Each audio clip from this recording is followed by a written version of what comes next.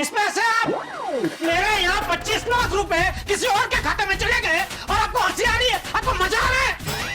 तो दोस्तों, जैसा कि आपने देखा कि तारक मेहता के अंदर अभी न्यू एपिसोड के अंदर हमें पता चला है कि टोनी कंपनी ने जेठालाल का माल रोक दिया है और उनके नए रूल के अनुसार जो पहले पेमेंट करेगा उसी को माल मिलेगा। जी हाँ गाइस, तो जेठालाल ने अपना पेमेंट करने के लिए टोनी कंपनी को ऑनलाइन पेमेंट करने के लिए अपना फ़ोन निकाला और जैसे फ़ोन निकाला उसमें से जेठालाल ने दो नाम एक जैसे से को रखे थे, जहाँ पर टोनी कंपनी की जगह टेक चेंज को जगह सारा पेमेंट चला गया 25 लाख रुपये। जी हाँ गाइस, ये जेठालाल की बहुत बड़ी गलती हो गई और फिर जेठालाल ने सोचा कि पेमेंट अभी बैंक से नहीं हुआ, तो उन्होंने बैंक वाले को फ़ोन लगाया तो बैंक वाले ने बोला कि हमारा पैसा चला गया आपके अकाउंट से। जी हाँ गाइस, फिर जेठालाल सोचता है कि टेक चंद जी बहुत अच्छे आदमी थे, वो हमारा पेमेंट कहीं नहीं जाने देंगे और वो जैसा ही टेक चंद जी के घर पे जाता है और टेक चंद जी चल बसते हैं। जी हाँ गाइस, फिर वहाँ पर जेठालाल को बहुत बड़ा शौक लगता है और जेठालाल सोचता है कि अब मेरे पैसे नहीं मिल पाएंगे।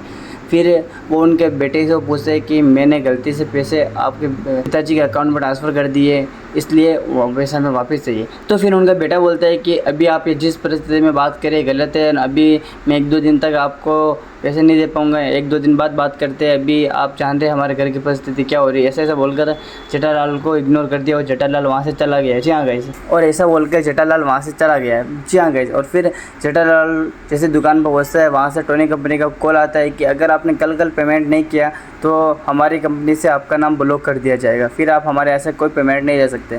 यह बात सुनकर जेठालाल और ज़्यादा टेंशन में आ जाता है और फिर जेठालाल घर पे आता है। फिर बापू जी से पूछते हैं कि क्या हुआ जेठा, फिर जेठालाल को भी रिप्लाई नहीं देता और बोलता है कि कोई नहीं बापू जी, छोटा बड़ा टेंशन है। और फिर ऐसे ही टप्पू जेठालाल के सामने नई नई बातें करता है कि मैं आपकी दुकान को और बड़ा करूँगा, ऐसा करूँगा, ऐसा वो करूँगा।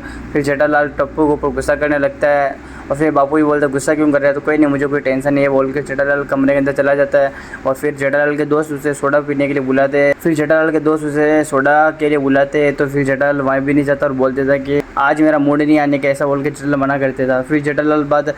फिर थोड़ी देर बाद जेठालाल वहाँ चला जाता है और उनको अपनी सारी बात बताते हैं कि ऐसा ऐसा हो गया। और वहाँ पर ईयर भाई जो जेठालाल को हंसने लग जाता है। फिर जेठालाल उन्हें डांटने लगता है कि आपको मज़ा आ रहा है, मेरे 25 लाख किसी और के खाते में चले गए, ऐसा बोलकर चला जाता है। ये स्टोरी आपने देखी होगी, अब आगे क्या स्टोरी हो सकती है आपके हिसाब आप कमेंट करके बताओ।